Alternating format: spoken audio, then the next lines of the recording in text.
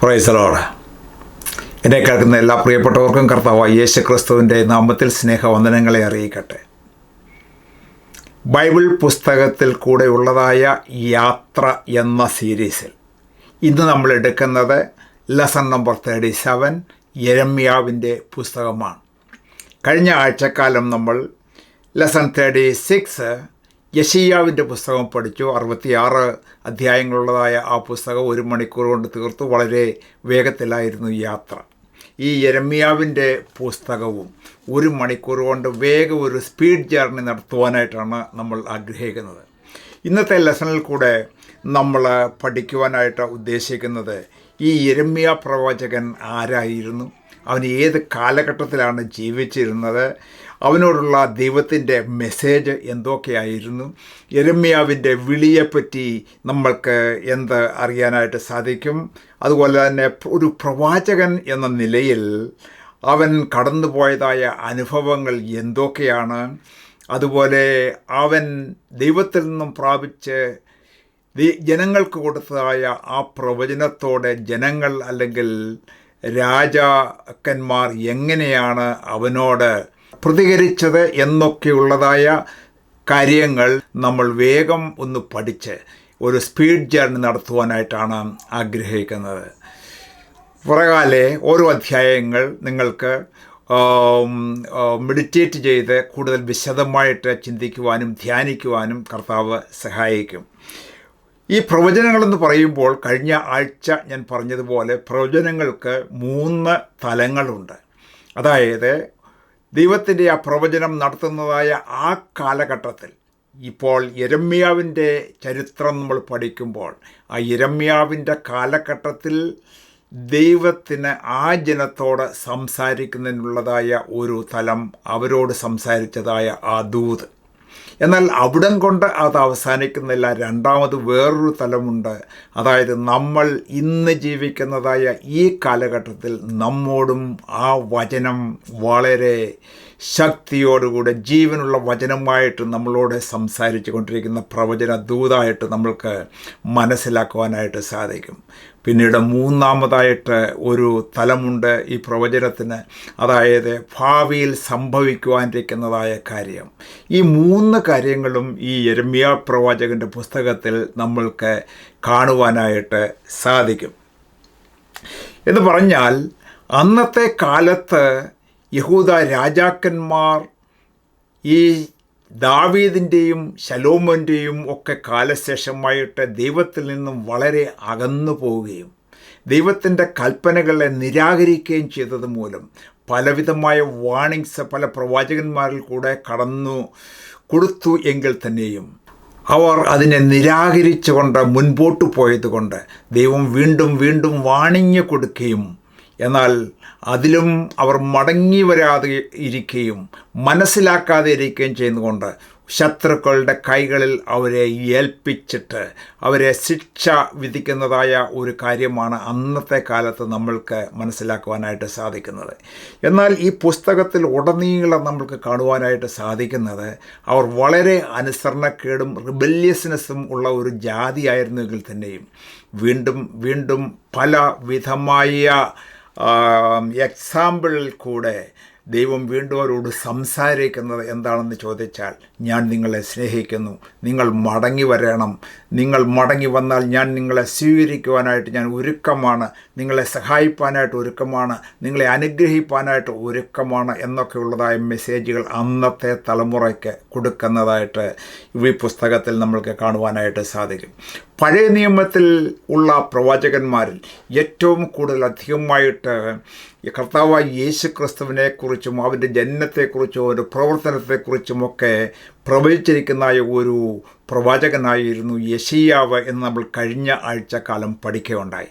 ഈ ആഴ്ചയെ നമ്മൾ ഈ യെരമ്യാവിൻ്റെ പുസ്തകം പഠിക്കുമ്പോഴും അവിടെയും ദാവീദിൻ്റെ മുള എന്നുള്ളതായ ആ ഭാഷ ഉപയോഗിച്ചുകൊണ്ട് ദാവീദിൻ്റെ കുടുംബത്തിൽ നിന്നും ദാവീദിൻ്റെ സന്തതിയായി ഒരു മശിഹ വരും, അവൻ നിങ്ങളെ ഇതിൽ നിന്നൊക്കെയും വിടുവിക്കും, ദേശമൊക്കെയും വളരെ സമാധാനത്തോടും സന്തോഷത്തോടും കൂടി അവൻ ഭരിക്കും, അവൻ്റെ ന്യായാസനം യെരുശലേമിൽ വെക്കും എന്നുള്ളതായ ആ മെസ്സേജൊക്കെ ഈ പ്രവചനത്തിൽ നമ്മൾക്ക് കാണുവാനായിട്ട് സാധിക്കും. എന്നാൽ ഇന്നത്തെ കാലത്തും ആ പ്രവചനം നമ്മളോട് സംസാരിക്കുന്നു. നമ്മൾക്ക് വളരെ ആശ്വാസകരമാണ്. അന്നത്തെ കാലത്ത് അവർക്ക് ആശ്വാസകരമായിരുന്നു ഈ വചനം. അതുമാത്രവുമല്ല, നമ്മുടെ കർത്താവായ യേശുക്രിസ്തു ഈ ഭൂമിയിൽ കടന്നു വന്ന യെരുശലേമിൽ തൻ്റെ ന്യായാസനം സ്ഥാപിച്ചുകൊണ്ട് അവിടെ ന്യായം വിധിക്കുന്നതായ ഒരു കാലമുണ്ട്, സഹസ്രാബ്ദ വാഴ്ച എന്നുള്ളതായ കാര്യങ്ങളൊക്കെ പോലും ഈ പ്രവചനത്തിൽ നമ്മൾക്ക് കാണുവാനായിട്ട് സാധിക്കുന്നതാണ്. മറ്റൊരു ഭാഷയിൽ പറഞ്ഞാൽ 70 വർഷക്കാലം ഈ ബാബിലോണ്യരുടെ കീഴിൽ അവർ അടിമവേലയ്ക്ക് വേണ്ടി പോകുവാനായിട്ട് ദൈവം അനുവദിക്കുകയുണ്ടായി. ആ 70 വർഷം എന്നുള്ളത് നമ്മളൊരു കാൽക്കുലേഷൻ ചെയ്യുകയാണെങ്കിൽ നമ്മൾക്ക് മറ്റൊരു സത്യം ഇതിൽ നിന്നും മനസ്സിലാക്കുവാനായിട്ട് സാധിക്കും. അതായത് ദൈവത്തിൻ്റെ കൽപ്പനയായിരുന്നു ശബത്ത് നിങ്ങൾ ആചരിക്കണമെന്നുള്ളത്. 7 ദിവസം കഴിയുമ്പോൾ ഒരു ദിവസം ശബത്തായിട്ട് ഉപയോഗിച്ച് നിങ്ങൾ റെസ്റ്റ് എടുക്കണം. അതുപോലെ തന്നെ 7 വർഷം കൂടുമ്പോൾ ഒരു വർഷക്കാലം നിങ്ങളുടെ ഭൂമിക്ക് ഒരു റെസ്റ്റ് കൊടുക്കണം. അന്ന് ഒരുവിധമായ കൃഷികളോ ഒന്നും തന്നെ ചെയ്യാതെ കംപ്ലീറ്റ് റെസ്റ്റ് കൊടുക്കണം. എന്നാൽ ഈ സമയങ്ങളൊക്കെ ആയപ്പോഴേക്കും ഏകദേശം 490 വർഷങ്ങൾ ദൈവം അവർക്ക് കൊടുത്തതായ ഈ കനാൻ ദേശത്ത് വേല ചെയ്ത് ഫലപുഷ്ടമായ കാര്യങ്ങളൊക്കെ അനുഭവിച്ചു. എങ്കിൽ തന്നെയും ഈ ശബത്ത് വർഷം അവർ ആചരിച്ചില്ല എന്ന് നമുക്ക് കാണാനായിട്ട് സാധിക്കും. അപ്പോൾ 490 വർഷത്തിൻ്റെ ശബത്ത് വർഷം നമ്മൾ കണക്ക് കൂട്ടിയാൽ 70 വർഷമാണെന്നും, അപ്പോൾ ഇവരെ ഇങ്ങനെ അനുസരണക്കേട് കാണിച്ചതിൻ്റെ ഫലമായിട്ട് ആ 70 വർഷക്കാലം അവരുടെ സ്വന്തം ഭൂമിയായ യഹൂദ ഭൂമിയിൽ നിന്നും മാറ്റിയിട്ട് അവരെ ബാബിലോണിലേക്ക് അയക്കുകയും ഈ യഹൂദ ഭൂമിക്ക് അല്ലെങ്കിൽ കനാൻ ദേശത്തിൻ്റെ 70 വർഷത്തെ ഒരു ശബത്ത് ആചരണം എന്നതുപോലെ ഒരു കൃഷിയും ഇല്ലാതെ വളരെ ശൂന്യമായി കിടക്കുന്നതായ ഒരവസ്ഥയും അവിടെ നമുക്ക് കാണുവാനായിട്ട് സാധിക്കും. ആരായിരുന്നു ഈ യെരമ്യ പ്രവാചകൻ എന്ന് പറയുന്ന ആൾ? ഈ യഹൂദ ജനത്തെ ബാബിലോണിലേക്ക് അയക്കുന്നതിന് ഏകദേശം 50 വർഷങ്ങൾക്ക് മുൻപായിട്ട് ദൈവം വിളിച്ച് തൻ്റെ ജനത്തോട് മെസ്സേജ് കൊടുക്കുവാൻ വേണ്ടി ന്യായവിധിയെക്കുറിച്ചും ദൈവത്തിൻ്റെ ആലോചനയെക്കുറിച്ചും നീതിയെക്കുറിച്ചും ന്യായത്തെക്കുറിച്ചുമൊക്കെ സംസാരിക്കുവാനും വിളിച്ചു പറയുവാൻ വേണ്ടിയും തിരഞ്ഞെടുത്തതായ ഒരു മനുഷ്യനാണ് ഈ യെരമ്യ പ്രവാചകൻ എന്ന് പറയുന്നത്. യഹൂദയിലെ 19 രാജാക്കന്മാരിൽ ഒടുവിലത്തെ 16, 17, 18, 19 എന്നീ ക്രമത്തിലുള്ള രാജാക്കന്മാരുടെ കാലത്ത് പ്രവചിച്ചവനാണ് യെരമ്യ പ്രവാചകൻ. Praise God. യെരമ്യ പ്രവാചകനെക്കുറിച്ച് നമ്മൾ നോക്കുമ്പോൾ അവന് ഒരു കരയുന്ന കണ്ണ് ഉണ്ടായിരുന്നു, ഒരലിയുന്നതായ ഒരു ഹൃദയം ഉണ്ടായിരുന്നു. ദൈവത്തിൻ്റെ ആലോചന പ്രാപിച്ചിട്ട് അതിന് വളരെയധികം വില കൊടുത്ത്, എന്ത് വില കൊടുത്താലും അതിനുവേണ്ടി നേരോടും സത്യത്തോടും ധൈര്യത്തോടും കൂടി നിന്നതായ ഒരു പ്രവാചകനാണ് യെരമ്യ പ്രവാചകൻ എന്ന് പറയുന്നത്. തൻ്റെ സ്വന്തം ജനങ്ങൾ നശിച്ചു പോകാതെ ഇരിക്കുവാൻ വേണ്ടി, ജീവിതത്തിൽ ഏത് റിസ്ക്കും എടുക്കുവാൻ വേണ്ടി അവൻ തയ്യാറായിരുന്നു. ദൈവത്തിൻ്റെ വചനം അതുപോലെ പ്രാപിച്ച് ജനങ്ങൾക്ക് വേണ്ടി പകർന്നു കൊടുക്കുവാൻ ഉത്സാഹിക്കുകയും അന്ത്യം വരികയും നിന്നതായ ഒരു പ്രവാചകനാണ് യെരമ്യ പ്രവാചകൻ. യെശയ്യാ പ്രവാചകൻ്റെ ചരിത്രം നമ്മൾ പഠിച്ചപ്പോൾ നമ്മൾ പഠിക്കുകയുണ്ടായി. അവന് ഒരു കുടുംബമുണ്ടായിരുന്നു. അവനോട് ചേർന്ന് ആത്മീയമായി അവനെ പ്രോത്സാഹിപ്പിക്കുന്നതായ ഒരു ഭാര്യയും 2 മക്കളും ഒക്കെ ഉണ്ടായിരുന്നു സപ്പോർട്ടിന് വേണ്ടി എന്ന്. അതുപോലെ രാജകുടുംബത്തിൽ അവൻ ജനിച്ചതായിരുന്നുകൊണ്ട് വളരെ ശ്രേഷ്ഠമായ പദവികളും രാജാ കുടുംബത്തിൽ ഉള്ളതായ അല്ലെങ്കിൽ കൊട്ടാരത്തിലുള്ളതായ ആക്സസും യെശയ്യാ പ്രവാചകനുണ്ടായിരുന്നു. എന്നാൽ ഇവിടെ ഈ യെരമ്യ പ്രവാചകനെ സംബന്ധിച്ച് നോക്കുമ്പോൾ അങ്ങനെയുള്ളതായ ലൈഫ് പലതും തന്നെ അവൻ്റെ ജീവിതത്തിൽ ഇല്ലായിരുന്നു എന്ന് നമുക്ക് കാണാം. ഇതിലെ അധ്യായങ്ങളിൽ കൂടെ നമ്മൾ കടന്നു പോകുമ്പോൾ അവിടെ നമുക്ക് കാണുവാനായിട്ട് സാധിക്കും. ദൈവം അവനോട് പറയുകയുണ്ടായി, നീ ഭാര്യയെ എടുക്കരുത്, നിനക്ക് കുട്ടികൾ ഈ ദേശത്ത് ഉണ്ടാകരുത്. കാരണം ഈ ശിക്ഷാവിധിയിലേക്ക് ബാബിലോണിലേക്ക് ഇവർ പോകുന്നതായ ഒരു കാലം വരുന്നു. അവിടെ നിൻ്റെ കുട്ടികൾ കിടന്ന് കഷ്ടപ്പെട്ടേണ്ട കാര്യമില്ല. നീ ഒരു ഏകനായിട്ട് നിന്ന് എൻ്റെ വചനം നിന്നെ അയക്കുന്നിടത്തൊക്കെ നീ പോകുവാൻ തക്കവണ്ണം ഒരു ഫുൾ ടൈം പ്രവാചകനായിട്ട് എനിക്ക് വേണ്ടി നിന്നെ അവൈലബിൾ ആക്കണം എന്നാണ് ദൈവം അവനോട് പറയുന്നത്. അവൻ്റെ ജനനത്തെക്കുറിച്ചും ബാല്യകാലത്തെക്കുറിച്ചും നമ്മൾ നോക്കുമ്പോൾ ഈ യിരെമ്യാ പുസ്തകത്തിൻ്റെ 1-ാം അധ്യായത്തിൽ തന്നെ ആ കാര്യം എഴുതിയിട്ടുണ്ട്. അവിടെ എഴുതിയിരിക്കുന്നത് 1-ാം അധ്യായത്തിൻ്റെ 1-ാമത്തെ വാക്യം ഇങ്ങനെയാണ്: ബെന്യാമീൻ ദേശത്തെ അനാഥോത്തിലെ പുരോഹിതന്മാരിൽ ഹിൽക്കിയാവിൻ്റെ മകനായ യിരെമ്യാവിൻ്റെ വചനങ്ങൾ എന്ന് പറയുമ്പോൾ യെരുശലേമിൽ നിന്നും 5 കിലോമീറ്റർ വടക്ക് ഭാഗത്ത് ഉള്ളതായ ഒരു ചെറിയ ഗ്രാമമാണ് അനാഥോത്ത് എന്ന് പറയുന്നത്. അവിടെ പുരോഹിത വർഗങ്ങൾ താമസിക്കുന്നതായ ഒരു സ്ഥലമാണ്. അവിടെ അങ്ങനെയുള്ളതായ ഒരു കുടുംബത്തിൽ ഒരു പുരോഹിതൻ്റെ ഹിൽക്കിയാവിൻ്റെ മകനായിട്ട് ജനിച്ചതായ ഒരു ബാലകനായിരുന്നു അവൻ. അങ്ങനെ ദൈവവചനമൊക്കെ അഭ്യസിച്ച് ശുശ്രൂഷയ്ക്ക് വേണ്ടിയൊക്കെ തയ്യാറാക്കി അതിനെക്കുറിച്ചൊക്കെ പരിചയമുള്ള ദൈവഭക്തിയുള്ളതായ ഒരു ചെറുപ്പക്കാരനായിരുന്നു ഈ യിരെമ്യാവ് എന്ന് പറയുന്നത്. എന്നാൽ 1-ാമത്തെ വാക്യം നമ്മൾ വായിക്കുമ്പോൾ അവിടെ നമ്മൾക്ക് കാണുവാനായിട്ട് ഇങ്ങനെയാണ്: യഹോവയുടെ അരുളപ്പാട് എനിക്കുണ്ടായത് എന്തെന്നാൽ എന്ന് പറഞ്ഞു കഴിഞ്ഞാൽ ഈ യിരെമ്യാ പ്രവാചകൻ തൻ്റെ സാക്ഷ്യമായിട്ട് പറയുകയാണ് എങ്ങനെയാണ് ദൈവത്തിൻ്റെ അരുളപ്പാട് എനിക്ക് ഉണ്ടായത് എന്ന 5-ാമത്തെ വാക്യത്തിൽ പറയുകയാണ്. അവിടെ പറയുന്നത് ഇങ്ങനെയാണ്: നിന്നെ ഉദരത്തിൽ ഉരുവാക്കിയതിന് മുമ്പേ ഞാൻ നിന്നെ അറിഞ്ഞു, നീ ഗർഭപാത്രത്തിൽ നിന്ന് പുറപ്പെട്ടു വന്നതിന് മുമ്പേ ഞാൻ നിന്നെ വിശുദ്ധീകരിച്ചു, ജാതികൾക്ക് പ്രവാചകനായിട്ട് നിയമിച്ചിരിക്കുന്നു എന്നുള്ളതായ ആ അരുളപ്പാട് യഹോവയെങ്കിൽ നിന്നും ചെറുപ്പകാലത്ത് തന്നെ എന്ന് പറഞ്ഞു കഴിഞ്ഞാൽ ഒരു 18 ഒക്കെ ആയിരിക്കുന്ന 10-20 വയസ്സുള്ളതായ സമയമായിരിക്കണം ആ സമയത്ത് ദൈവം അവനെ വിളിച്ച് വേർതിരിക്കുന്നതായ കാര്യമാണ് ഇവിടെ നമ്മൾക്ക് കാണുന്നത്. ദൈവം അവനെ ആ വേലയ്ക്ക് വേണ്ടി വിളിച്ചപ്പോൾ അല്ലെങ്കിൽ പ്രവാചകനായിട്ട് നീ പോകണം എന്നുള്ളതായ ആ ഒരു അരുളപ്പാട് കൊടുത്തപ്പോൾ അവൻ അതിന് ഒരു ഒബ്ജക്ഷനാണ് പറയുന്നത്. കർത്താവേ, എനിക്കത് സാധ്യമല്ല. 6-ാമത്തെ വാക്യത്തിൽ 1-ാം അധ്യായത്തിൻ്റെ ഇങ്ങനെ പറയുകയാണ്: എന്നാൽ ഞാൻ, അയ്യോ യഹോവയായ കർത്താവേ, എനിക്ക് സംസാരിപ്പാൻ അറിഞ്ഞുകൂടാ, ഞാൻ ബാലനല്ലോ എന്ന് പറഞ്ഞു. അതിന് യഹോവ എന്നോട് അരുളിച്ചത്, ഞാൻ ബാലൻ എന്ന് നീ പറയരുത്, ഞാൻ നിന്നെ അയക്കുന്ന ഏവരുടെയും അടുക്കൽ നീ പോകുകയും ഞാൻ നിന്നോട് കൽപ്പിക്കുന്നതൊക്കെ സംസാരിക്കുകയും വേണം. നീ അവരെ ഭയപ്പെടരുത്, നിന്നെ വിടുവിക്കേണ്ടതിന് ഞാൻ നിന്നോടുകൂടെ ഉണ്ടെന്ന് യഹോവയുടെ അരുളപ്പാട്. അപ്പോൾ അവൻ തടസ്സം പറഞ്ഞു എങ്കിൽ തന്നെയും ദൈവം അവനെ ധൈര്യപ്പെടുത്തുകയാണ്. അവൻ്റെ ചിന്താഗതിയിൽ അവൻ പറയുന്നത്, കർത്താവെ, എനിക്ക് സംസാരിപ്പാൻ അറിയില്ല. നമ്മളുടെയൊക്കെ ജീവിതത്തിൽ പലപ്പോഴും നമ്മളങ്ങനെ ചിന്തിച്ചുകൊണ്ട് മടിച്ചിരിക്കുന്നവരാണ്. എൻ്റെ സംസാര രീതി ശരിയാകുന്നില്ല, എൻ്റെ ടോണൊന്നും ശരിയാകുന്നില്ല, എനിക്ക് മറ്റുള്ളവരെ പോലെ നല്ല ഫ്ലോ ആയിട്ട് സംസാരിപ്പാനായിട്ട് പറ്റുന്നില്ല, അല്ലെങ്കിൽ ആ സംസാര ശേഷിയുടെ ശൈലികളൊന്നും എൻ്റെ ഭാഷയിൽ ഇല്ലല്ലോ കർത്താവെ എന്ന് നമ്മൾ പറഞ്ഞുകൊണ്ടിരുന്നാൽ നമ്മളുടെ കാര്യങ്ങൾ നടക്കുകയില്ല. ദൈവം പറയുന്നത്, ഞാൻ നിന്നെ വിളിച്ചിരിക്കുന്നു.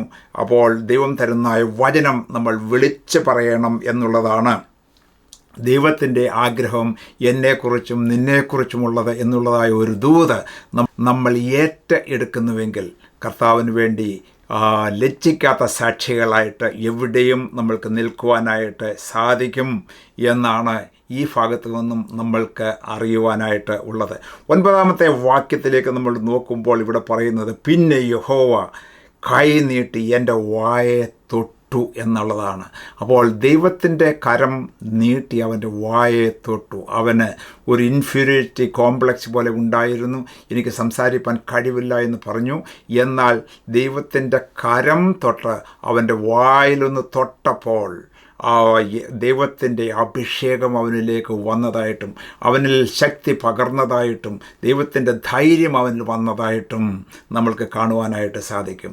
ഈവൻ യെശയ്യാവിൻ്റെ ജീവിതത്തിലും ഇതുപോലെ നമ്മൾക്ക് ഒരനുഭവം 6-ാം അധ്യായത്തിൽ നമ്മൾക്ക് കാണാനായിട്ട് സാധിക്കും. ഉയർന്നു പൊങ്ങിയിരിക്കുന്ന സിംഹാസനത്തിരിക്കുന്ന ദൈവത്തെ കണ്ടപ്പോൾ ഒരു കനൽ എടുത്തുകൊണ്ട് അവൻ്റെ വായെ തൊട്ടു, നാവിനെ തൊട്ടു, അഭിഷേകം പകർന്നു, അപ്പോയിൻമെൻറ്റ് കൊടുത്തു. ജാതികളുടെ പ്രവാചകനായിട്ട് നിന്നെ അയക്കുന്നു, നീ പോകണം, ഞാൻ പറയുന്ന കാര്യങ്ങൾ നീ പറയണം, ഞാൻ പറയുന്ന സ്ഥലത്ത് നീ പോകണം, ആരെയും ഭയപ്പെടരുത്, രാജാക്കന്മാരെ ആയാലും പുരോഹിതന്മാരെ ആയാലും ആരെയും ഭയപ്പെടരുത്. അവരുടെ ശിക്ഷാ നടപടികളൊക്കെ വന്നാൽ തന്നെയും അതിൻ്റെ മുമ്പിൽ ധൈര്യത്തോടെ നിൽക്കണമെന്ന് ഉറപ്പിച്ച് പറഞ്ഞുകൊണ്ടാണ് ഈ പ്രവാചകന്മാരെ ദൈവം അയക്കുന്നത് എന്ന് നമ്മൾക്ക് കാണുവാനായിട്ട് സാധിക്കും.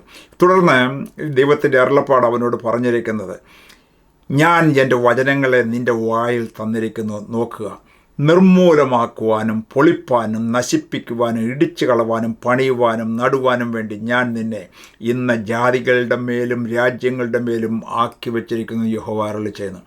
അപ്പോൾ സർവശക്തനായ ദൈവം പറയുകയാണ്, സർവത്തെയും സൃഷ്ടിച്ചവനായ കർത്താവ് പറയുകയാണ്, എൻ്റെ ഒരു റെപ്രസെൻറ്റേറ്റീവായിട്ട് നീ പോകണം. അപ്പോൾ അങ്ങനെ പോയാൽ എൻ്റെ പവറാണ് നിൻ്റെ ബാക്കിലുള്ളത്, എൻ്റെ പവറാണ് നിൻ്റെ കരത്തിലുള്ളത്, എൻ്റെ പവറാണ് നിൻ്റെ വായിലുള്ളത്. അതിൽ ഉപയോഗിച്ച് എന്ത് ചെയ്യാനായിട്ട് സാധിക്കും? നിൻ്റെ ഈ വാക്ക് മൂലം, ഈ അരുളപ്പാട് മൂലം ഇതിവിടെ പല കാര്യങ്ങൾ ചെയ്യുവാനായിട്ട് സാധിക്കും എന്നാണ് ഇവിടെ പറയുന്നത്.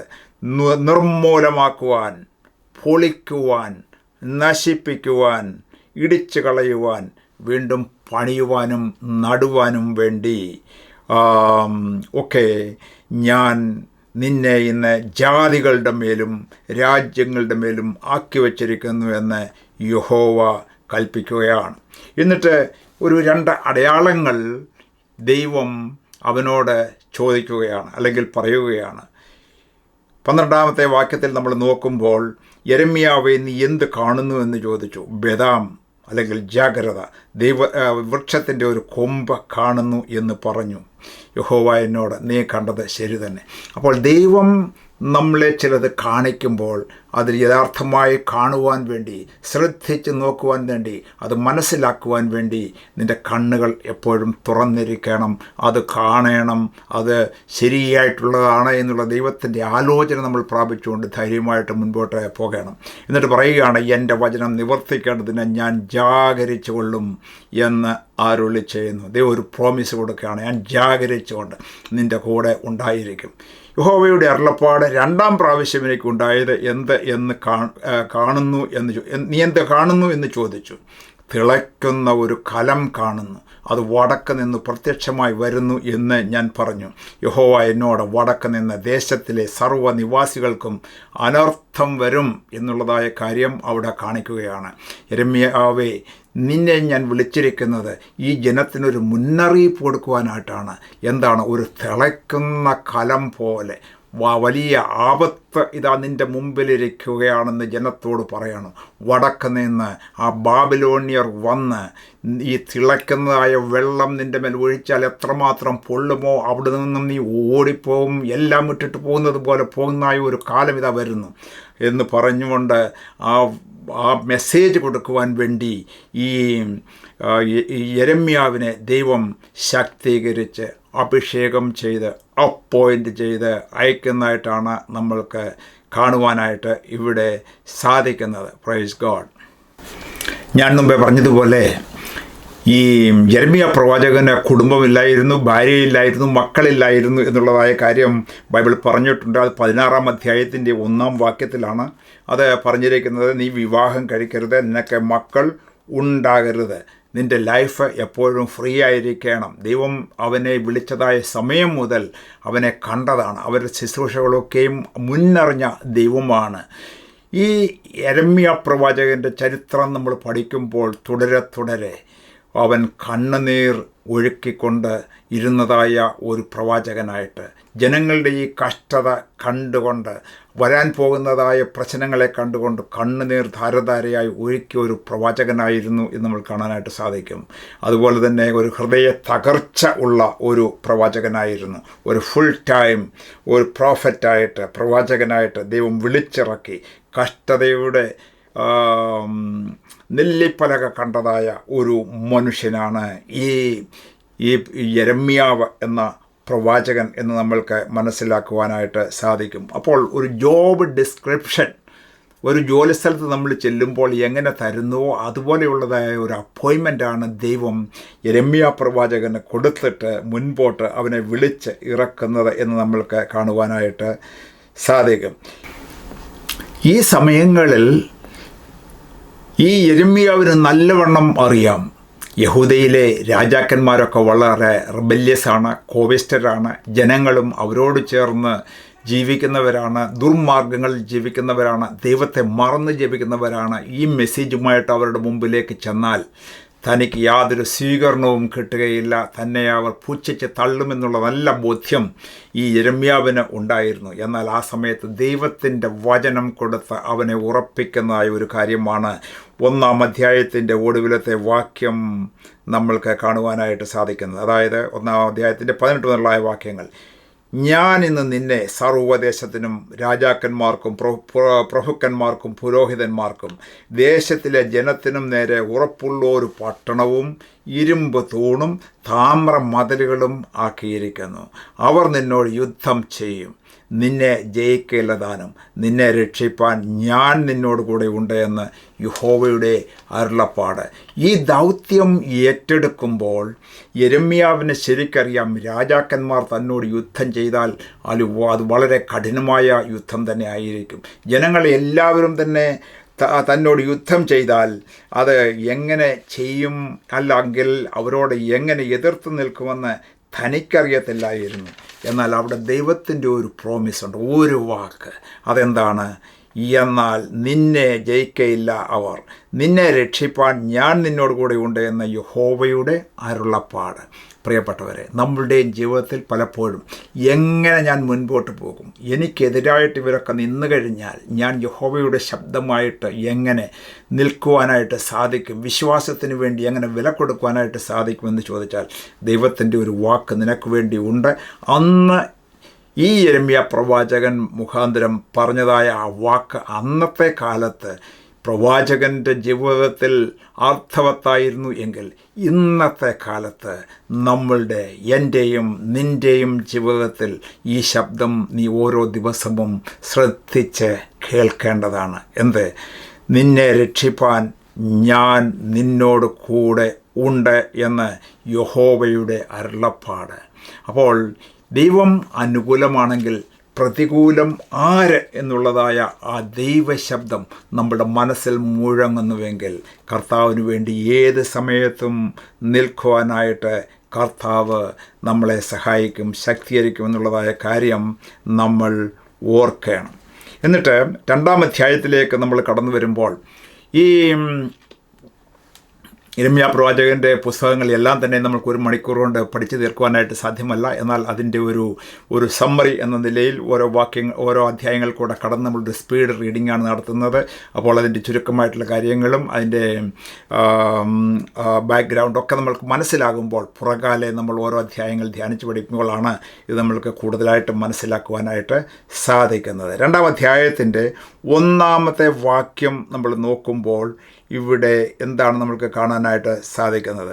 ഇവിടെ യഹോവയുടെ അരുളപ്പാട് എനിക്കുണ്ടായിരുന്നാൽ നീ ചെന്ന് യെരൂശലേം കേൾക്കെ വിളിച്ചു പറയേണ്ടത്, യഹോവ ഇപ്രകാരം അരുളി ചെയ്യുന്നു, മരുഭൂമിയിൽ വിതയ്ക്കാത്ത ദേശത്ത് തന്നെ നീ എന്നെ അനുഗമിച്ച് നടന്ന നിൻ്റെ യൗവനത്തിലെ ഭക്തിയും വിവാഹം നിശ്ചയിച്ച കാലത്തിലെ സ്നേഹവും ഞാൻ ഓർക്കുന്നു. ഇസ്രായേൽ യഹോവയ്ക്ക് വിശുദ്ധവും അവൻ്റെ വിളവിൻ്റെ ആദ്യ ഫലവും ആകുന്നു. ദൈവത്തിൻ്റെ ഒരു പ്രതീക്ഷ ഇസ്രായേൽ ജനങ്ങളെക്കുറിച്ചുണ്ട്.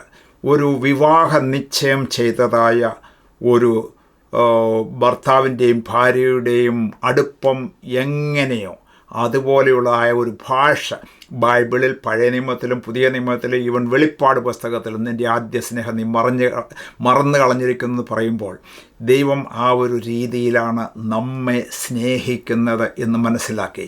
ദൈവത്തിനൊരു എക്സ്പെക്റ്റേഷൻ നമ്മളിൽ നിന്നുമുണ്ട്. ആ സ്നേഹത്തിൻ്റെ അളവ് കുറഞ്ഞു പോയാൽ ദൈവത്തിൻ്റെ ഹൃദയത്തിന് അത് വളരെ ദുഃഖം വരുത്തുന്നതായ കാര്യമാണ് എന്ന് നമ്മൾ മനസ്സിലാക്കിക്കൊണ്ട് അതെല്ലായ്പ്പോഴും മെയിൻറ്റെയിൻ ചെയ്യേണ്ടതാണ്. വിവാഹം നിശ്ചയിച്ച കാലത്തിലെ നിൻ്റെ സ്നേഹം ഞാൻ ഓർക്കുന്നു, എന്നാൽ ഇപ്പോൾ അതില്ലല്ലോ. നീ മറ്റുള്ള അന്യദേവന്മാരുടെ പുറകെ പോകുമ്പോൾ നിൻ്റെ ജീവിതത്തിൽ അഡൽട്ടറി ആയിട്ടാണ് ഞാൻ കാണുന്നത്. എന്നോടുള്ള സ്നേഹം നിനക്ക് കുറഞ്ഞിരിക്കുന്നു, ഇല്ലാതായിരിക്കുന്നു. അവിടെ ഞാൻ ഈ സമയത്ത് വീണ്ടും വീണ്ടും പ്രവാചകനെ അയച്ച് ഓർമ്മിപ്പിക്കുകയാണ്, ആ സ്നേഹത്തിലേക്ക് മടങ്ങി വരണം എന്ന് പറഞ്ഞുകൊണ്ടാണ് ഇവിടെ പറയുന്നത്. 2-ാം അധ്യായത്തിൻ്റെ 3-ാമത്തെ വാക്യം നമ്മൾ നോക്കുമ്പോൾ അവിടെ ഇങ്ങനെയാണ് കാണുന്നത്. ഇസ്രായേൽ ജനം എന്ന് പറയുമ്പോൾ നമ്മൾക്ക് പുറകോട്ട് നോക്കിയാൽ ചരിത്രം മനസ്സിലാകും. ദൈവം വിളിച്ചിറക്കിയതായ അബ്രഹാം, അവൻ്റെ മകനായ ഇസഹാക്ക്, അവൻ്റെ മകനായ യാക്കോബിൻ്റെ സന്തതികളായ 12 ഗോത്രങ്ങൾ, അവരെ സ്നേഹിച്ച് വിളിച്ച് വേർതിരിച്ച് വലിയ ഒരു ജനമാക്കി ചെങ്കടൽ വിഭാഗിച്ച് അത്ഭുത പ്രവർത്തനം ചെയ്ത് മരുഭൂമിയിൽ 40 വർഷം സംരക്ഷിച്ച് പാറയിൽ നിന്നും വെള്ളം, ആകാശത്ത് നിന്ന് മന്ന കൊടുത്ത് സംരക്ഷിച്ച് ജോർദാൻ 2ആയിട്ട് പിളർത്തി ഇക്കര കടത്തി അവിടെ ഉണ്ടായിരുന്ന ജാതികളെയൊക്കെ മാറ്റിയിട്ട് അവർക്ക് ആ ദേശം വാഗ്ദത്തമായിട്ട് കൊടുത്ത് വിശുദ്ധ നിയമവും കൊടുത്ത് ആക്കിയതായ തൻ്റെ ജനമാണ് ആദ്യ ഫലം ആയിട്ടുള്ള ഇവർ ഇങ്ങനെ നശിച്ചു പോകുമ്പോൾ ദൈവത്തിന് ഹൃദയഭേദകമായ പ്രയാസമാണ് എന്ന് നമ്മൾക്ക് ഇവിടെ കാണാനായിട്ട് സാധിക്കും. 2-ാമത്തെ വാക്യത്തിൽ ഇങ്ങനെയാണ് പറയുന്നത്. യഹോവയുടെ അരുളപ്പാട്, എൻ്റെ ജനം 2 ദോഷം ചെയ്തിരിക്കുന്നു. അവർ ജീവജലത്തിൻ്റെ ഉറവയായ എന്നെ ഉപേക്ഷിച്ച് വെള്ളമില്ലാത്ത കിണറുകളെ, പൊട്ട കിണറുകളെ തന്നെ കുഴിച്ചിരിക്കുന്നു. ദൈവം ഈ ഇരമ്യാവിനോട് പറയുകയാണ്, എൻ്റെ ജനം, ഒരു സംഭാഷണമാണ്, എൻ്റെ ജനം 2 ദോഷം ചെയ്തിരിക്കുന്നു. എന്തൊക്കെയാണ് ആ ദോഷമെന്ന് പറയുന്നത്?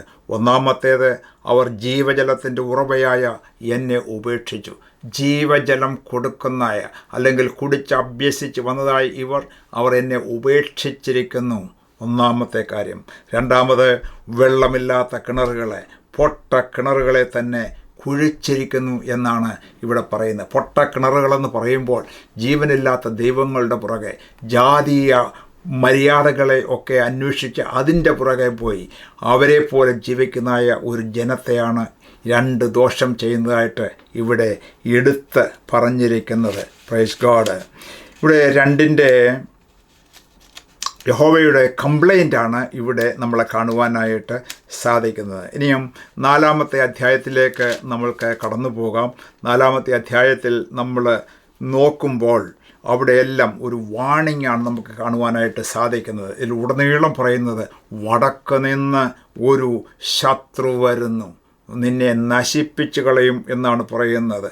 അതിൻ്റെ 7-ാമത്തെ വാക്യം നമ്മൾ 4-7 നോക്കുമ്പോൾ, സിംഹം പള്ളക്കാട്ടിൽ നിന്ന് ഇളകിയിരിക്കുന്നു, ജാതികളുടെ സംഹാരകൻ ഇതാ നിൻ്റെ ദേശത്തെ ശൂന്യമാക്കുവാൻ തൻ്റെ സ്ഥലം വിട്ട് പുറപ്പെട്ടിരിക്കുന്നു എന്ന് പറഞ്ഞാൽ, നെബൂഖദ്നേസർ രാജാവും അവൻ്റെ പടയാളികളും കൂടെ ആ ബാബിലോണിൽ നിന്നും തിരിക്കുന്നു. അവൻ്റെ ഹൃദയത്തിൽ ദൈവം അവനെ ഈ കാര്യത്തിനു വേണ്ടി ഉത്സാഹിപ്പിച്ച് ഇസ്രായേൽ ജനത്തെ തങ്ങളുടെ സ്ഥലത്ത് നിന്നും പിടിച്ചുകൊണ്ട് അവിടേക്ക് പോകാൻ വേണ്ടി അധികാരപ്പെടുത്തി വിടുന്നതായിട്ടാണ് കാണുന്നത്. ചില സ്ഥലങ്ങളിലൊക്കെ ദൈവത്തെ അറിയുന്നതായ ഒരു രാജാവല്ല ഈ നെബൂഖദ്നേസർ എങ്കിൽ തന്നെയും എൻ്റെ ദാസനായ നെബൂഖദ്നേസർ എന്ന് പറയുമ്പോൾ ചിലപ്പോൾ ശത്രുക്കളെ ദൈവം അനുവദിച്ചിട്ട് അവരെ, തൻ്റെ മക്കളെ ബാലശിക്ഷ കഴിക്കുവാൻ വേണ്ടി അവരെ പറഞ്ഞു വിടുന്നതായിട്ടുള്ള ചരിത്രങ്ങൾ നമ്മൾക്ക് കാണുവാനായിട്ട് സാധിക്കും. ഈവൻ ശൗലിൻ്റെ ജീവിതത്തിൽ നമ്മൾ നോക്കുമ്പോൾ, ശൗൽ രാജാവിൻ്റെ ജീവിതത്തിൽ ദൈവം അയച്ചിട്ട് ഒരു ദുരാത്മാവ് അവൻ്റെ മേൽ വന്നു എന്ന് നമ്മൾക്ക് കാണാനായിട്ട് സാധിക്കും. അപ്പോൾ നമ്മൾ പലപ്പോഴും ചോദിക്കുന്ന ഒരു ചോദ്യമാണ്, ദൈവം ദുരാത്മാക്കളെ അയക്കുമോ എന്ന്.